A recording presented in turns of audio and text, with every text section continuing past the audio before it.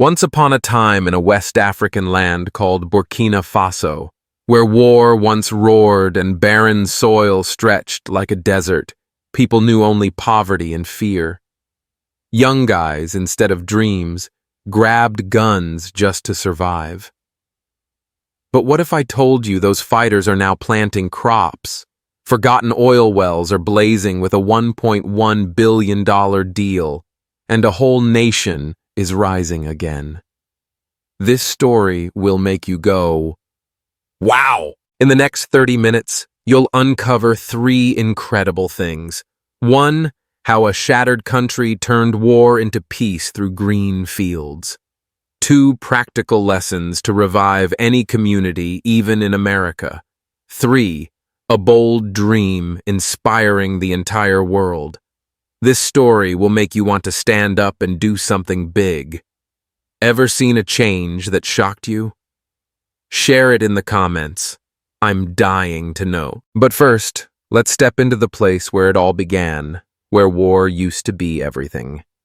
Once upon a time in a West African land called Burkina Faso, war wasn't just gunfire. It was a heartbreak that tore a nation's soul apart. Young guys, some just 16 or 17, grabbed guns not to chase glory, but because hunger left them no other choice.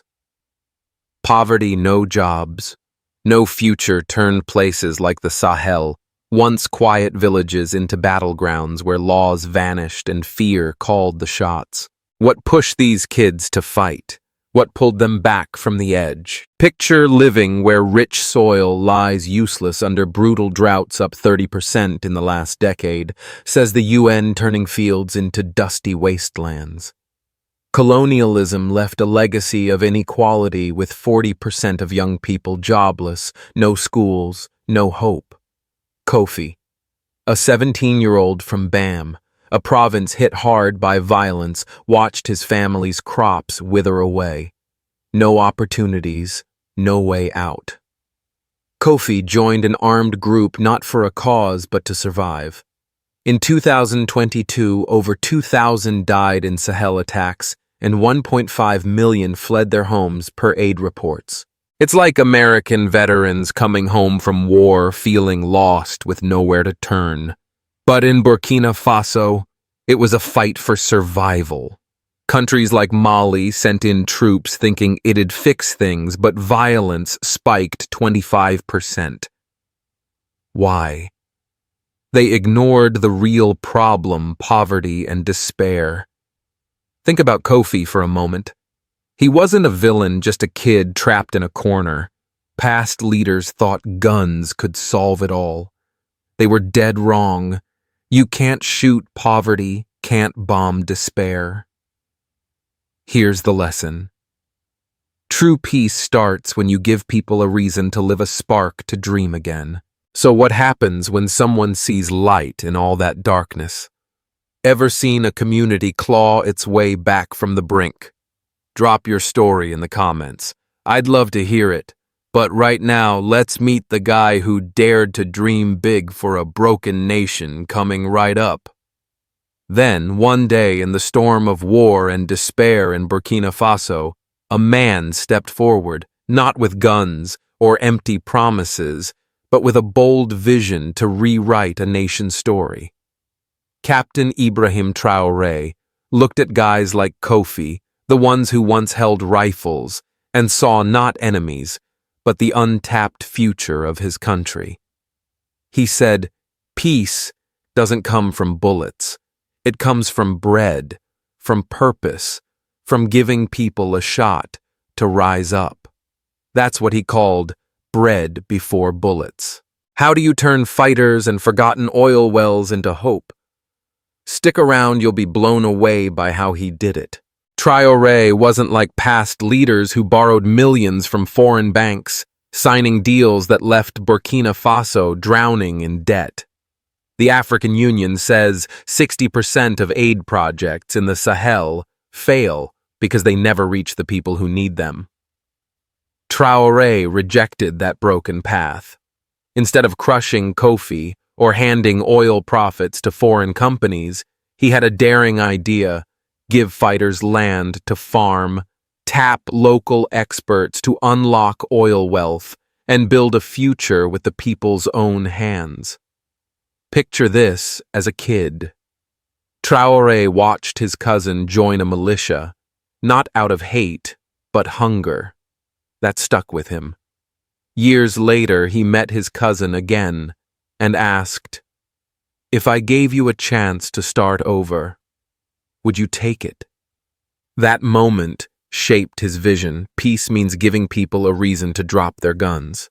It's like a mayor in America looking at kids and gangs and saying, "Let's make them entrepreneurs, not prisoners." But Traoré did it on a national scale.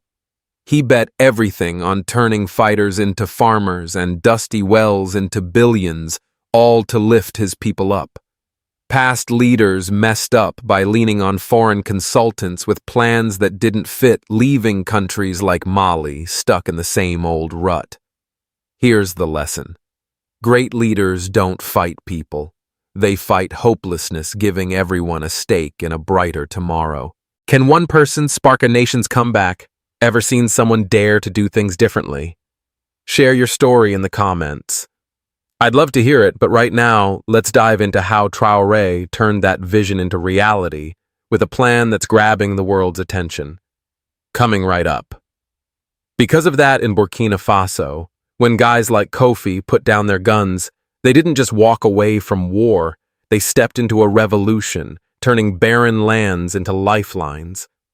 The Green Reintegration initiative was born with a bold mission: train 8,000 former fighters to become farmers, giving them land, tools, and knowledge to not only feed themselves, but entire communities.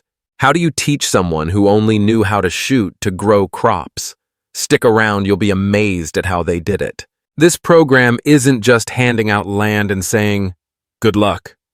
It's like an open-air school where former fighters learn everything from prepping soil irrigation to running a small farm business. Kofi, 22, who once attacked his own village in Bam, now learns to plant rice, care for the soil, and crunch profit numbers. According to the UN, 80% of fighters in the program had steady incomes within a year. They're not just growing crops, they're growing hope. Picture meeting Kofi in his field. Every morning he heads out, checks the irrigation system, and smiles as he sees his rice starting to bloom. He says, "I used to bring fear. Now I bring food." Kofi's story is one of thousands turning destroyers into builders. In America, it's like programs helping veterans reintegrate, but here, it's a nationwide farming revolution. Many reintegration programs fail because they teach theory without giving land or capital, like 60% of projects in Chad left abandoned. Burkina Faso did it differently, giving Kofi a plot, a small loan for seeds, and a team of experts to guide him. Here's the lesson. Give someone a job, they survive, but give them land and skills, they thrive and shine. What happens when these farmers work like a real army? Ever seen an idea transform a whole community? Share your story in the comments. I'd love to hear it. But right now, let's dive into how Burkina Faso turned these farmers into a powerful force coming right up. Because of that in Burkina Faso, when former fighters like Kofi started planting seeds in the fields, they weren't just growing crops, they became an army, not fighting with guns, but with hoes and seeds. That's when the Agro Battalions were born, agricultural units organized like a military, with razor-sharp discipline, clear goals, and a mission to turn barren lands into thriving fields producing rice millet tomatoes with yields 30% higher than regular farms. How do you turn guys who once held rifles into pro farmers? Stick around, you'll be amazed at how they did it. Agro battalions aren't just random groups of farmers. They operate like a real army with a command structure, clear roles, and a tight team spirit. Every day, Kofi and his crew wake up at dawn, check solar-powered water pumps, and work under the guidance of agricultural experts. Government reports say these units supply 15% of the food for Burkina Faso's schools and army.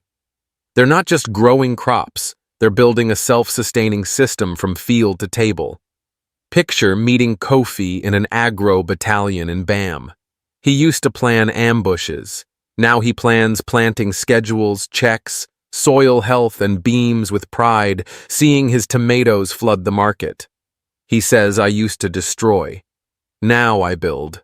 In America, it's like high-tech farming startups, but here it's a national peace revolution. Many farm projects fail due to poor organization, like 60% of projects in Chad left abandoned.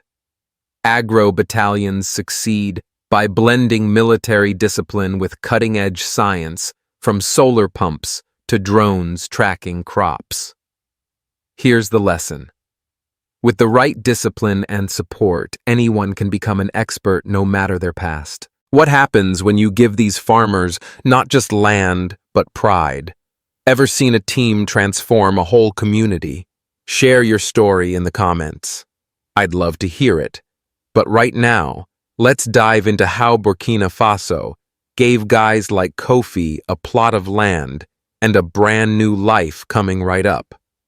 Because of that, in Burkina Faso, as former fighters, like Kofi, turned fields into lifelines, a bigger opportunity arose not from farmland, but from forgotten oil wells.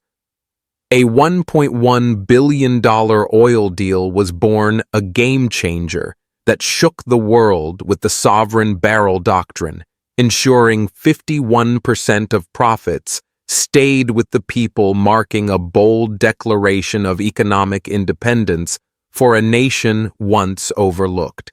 How does a small country spark a billion-dollar boomstick around? You'll be stunned by this story. In 2023, the capital Ouagadougou erupted in joy when Captain Traoré announced the oil deal, turning Sahel wells once dismissed as worthless by global experts into a gush of black gold. Traoré canceled 14 unfair contracts, demanded foreign partners invest in infrastructure like roads and schools, and seized the moment when oil prices soared. Economic reports say this was Burkina Faso's biggest oil deal ever, raking in $1.1 billion in a single day. Picture meeting Awa Imam in Bam, hearing the news on the radio. She says, "I thought our village would stay poor forever. Now I see hope for my kids." It's like an American startup outsmarting a tech giant, but here an entire nation came out on top. Many African countries sold resources cheap, like Niger, losing 70% of its oil profits to bad deals. Traoré did it differently, keeping control and putting people first. Here's the lesson. When you control your resources, you control your destiny, not someone else. What happens when oil money builds schools and hospitals, instead of lining elite pockets? Ever seen one big decision change a whole community? Share your story in the comments. I'd love to hear it. But right now, let's dive into how Burkina Faso used this cash to transform lives, coming right up. Because of that, in Burkina Faso, when the $1.1 billion oil boom hit, the story didn't stop at the numbers. It began with how that money transformed lives. The Burkina National Energy Fund was born, a transparent wealth fund overseen by Parliament, with a mission to pour every dollar from oil into schools, hospitals, clean water, and roads, not into the pockets of the elite, but into the hands of the people. How can oil money build a future for an entire nation? Stick around, you'll see the magic unfold. This fund isn't like secret offshore accounts. Every transaction is public checked by Parliament, ensuring each dollar lifts up lives. Energy reports say that in just 6 months, rural electrification jumped 24%, bringing light to villages like Bam. Picture meeting Awa, a mom in Bam, where her kids once studied by oil lamps. Now, thanks to the oil fund, their school has electricity whiteboards and new books. AWA says, "I thought my kids had no shot. Now they dream of being doctors." The fund also bankrolls roads, hospitals, and clean water, pulling thousands of families out of poverty. In America, it's like Norway's resource fund, but here it's focused on rural areas that need it most. Many countries let oil money slip into officials' hands, like Nigeria losing $20 billion to corruption. Burkina Faso did it differently, putting people first with transparency and accountability. Here's the lesson. True wealth belongs to the people, not the powerful, and when you use it right, a whole nation can rise. What happens when every barrel of oil lights up a village? Ever seen money change a community's life? Share your story in the comments. I'd love to hear it. But right now, let's dive into how Burkina Faso brought that light to every village coming right up. In Burkina Faso, when oil money from the National Fund started flowing, it didn't just build schools or hospitals, it lit up the farthest villages. The One Barrel, One Village plan was born, a bold idea, tying every barrel of oil to the growth of a community, bringing solar power irrigation systems, digital access, and opportunities for women's co-ops, turning forgotten lands into hubs of hope. How can a single barrel of oil revive an entire village? Stick around, you'll see this magic unfold. This plan ensures that for every 1,000 barrels of oil pumped, a village gets a full development package: solar lights for schools, water pumps for fields, and internet to connect to the world.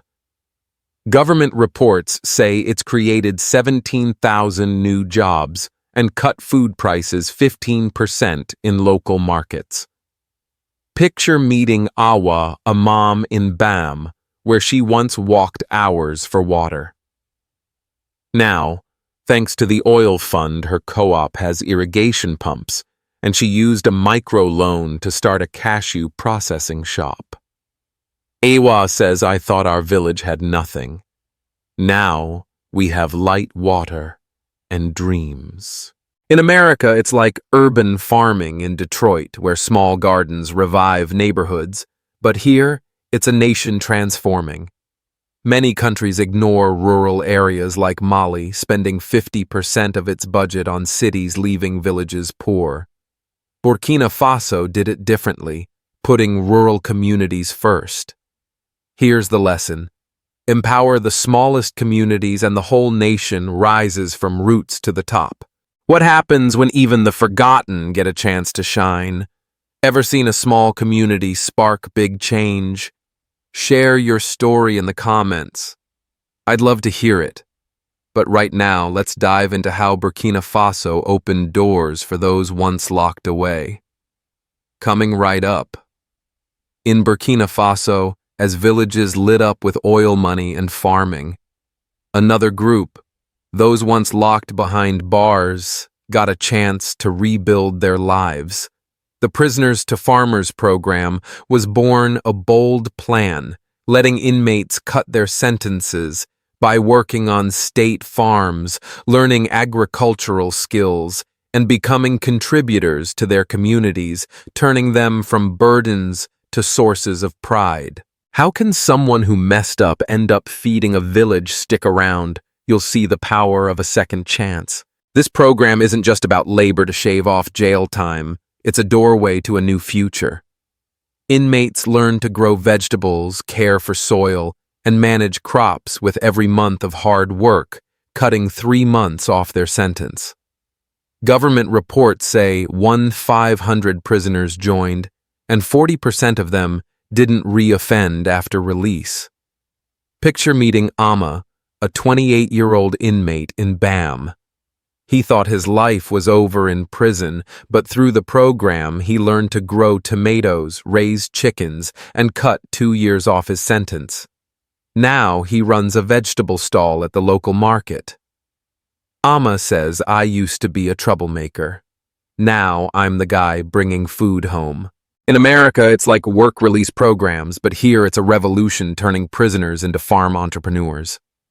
Many prison systems focus on punishment, not skills, with 60% of inmates in the U.S. reoffending due to no opportunities. Burkina Faso did it differently, giving AMA a purpose, skills, and a way back to society. Here's the lesson. A second chance isn't charity. It's an investment in people, letting them stand up and give back. What happens when these changes face big challenges? Ever seen someone turn their life around with a small opportunity? Share your story in the comments, I'd love to hear it. But right now, let's dive into how Burkina Faso tackled obstacles to keep this flame of hope burning, coming right up. In Burkina Faso, as villages lit up and farmers like Kofi or inmates like Ama found purpose, the journey to build peace and prosperity faced huge hurdles. From doubt, lack of skills, to environmental fears, everything seemed stacked against them.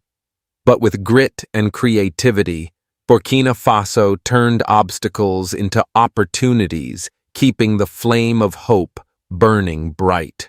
How do you hold on to a dream when the odds are against you? Stick around. This story will surprise you. When the Green Reintegration Agro Battalions and oil fund kicked off, not everyone was on board. Government reports say 30% of former fighters quit early, doubting farming or oil could change their lives. Many had never used solar-powered pumps, and 20% of locals feared oil drilling would pollute. Then, storms wiped out new crops. But Burkina Faso didn't give up. They held open forums to rebuild trust, trained 500 local technicians in a flash, and used the military to deliver supplies. Picture meeting Kofi in Bam telling you about the time his water pump broke.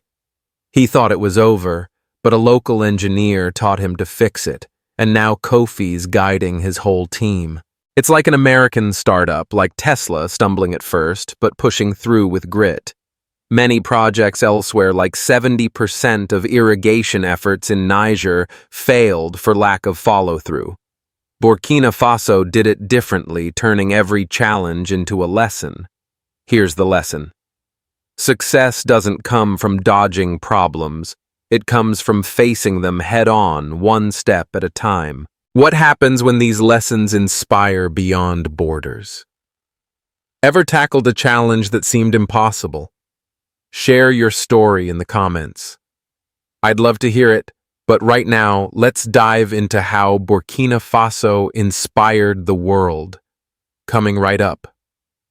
And so, at last, in Burkina Faso, as fields turned green, markets buzzed with laughter and oil wells blazed with light, a bold dream emerged, not just of a nation standing on its own, but a beacon of hope for Africa and the world. From former fighters planting seeds, inmates farming fields, to a $1.1 billion oil deal. Burkina Faso rewrote its destiny, proving peace, prosperity, and self-reliance are possible, even from the toughest starting point. How can a war-torn nation inspire the globe? Stick around, you'll see a future that shines. Picture 2035, Burkina Faso aims to export $5 billion in oil and crops, feeding 10 million people across the Sahel per government plans.